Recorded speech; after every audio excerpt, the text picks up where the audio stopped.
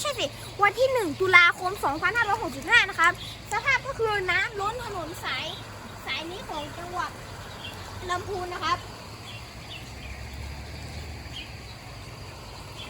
รถไม่สามารถสัญจรได้นะครับในตรงนี้มีสัญจรได้อันนี้ผมไม่แน่ใจนะครับแต่ดูจากท่าทางแล้วคงไม่มีใครอยากจะสัญจร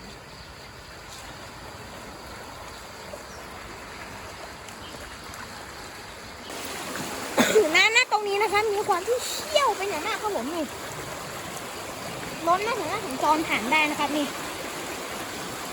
สูงกว่าปี64เป็นอย่างมากเลยนะคะ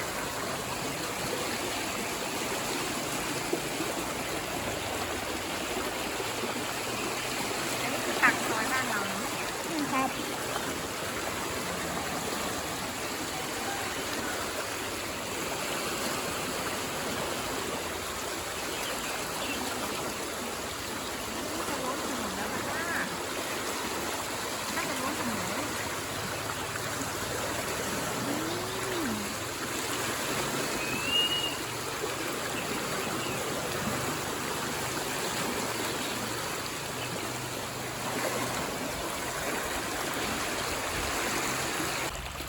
บนี่คือช่วงเช้าวันที่1 ตุลาคมเวลา 8:24 นาทีนะครับนี่นะครับจะเป็นสภาพของน้ำนะครับที่เริ่มลดระดับมาแล้วนะครับนี่คือลดระดับลงมาแล้วนะครับแต่ก็ยังคงมีความเชี่ยวกราดนะครับนี่ครับผมยังคงมีความเชี่ยวกราดนะครับยังคงมีความเชี่ยวกราดอยู่เรื่อยๆนะครับยังคงมีความอันตรายครับในช่วงนี้แม้น้ำจะลดระดับมาแล้วถึง1 เมตรกว่าจะ1 เมตรนะครับก็ยังถือว่าเยอะอยู่ดีนะครับในทางนี้ก็หวังว่าบ้านของทุกคนนะครับจะไม่เป็นบ้านริมน้ำแบบของผมนะครับ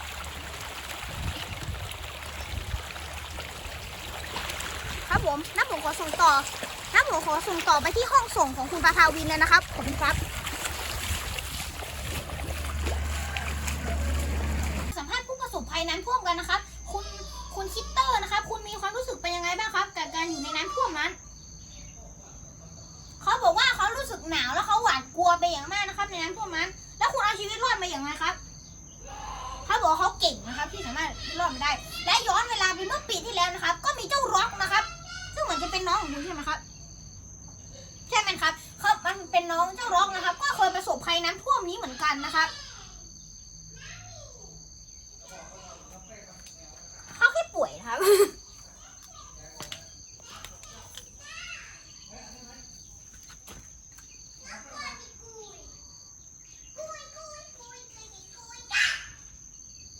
ตัวเย็นมากเลยครับผม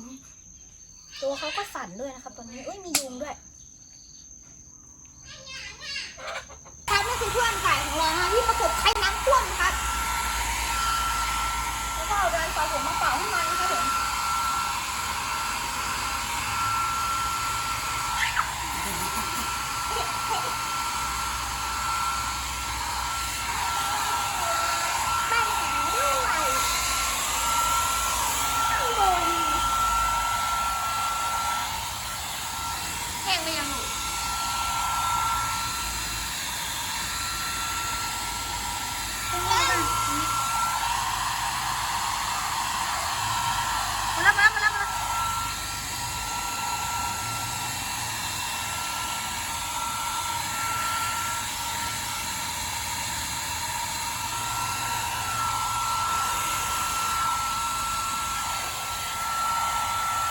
นี่เป็นการเป่าผมให้ไก่ที่ประสบภัยน้ำท่วมนะครับทั้งหมดต้องร้องนะครับทั้งที่คิตเตอร์นะครับผม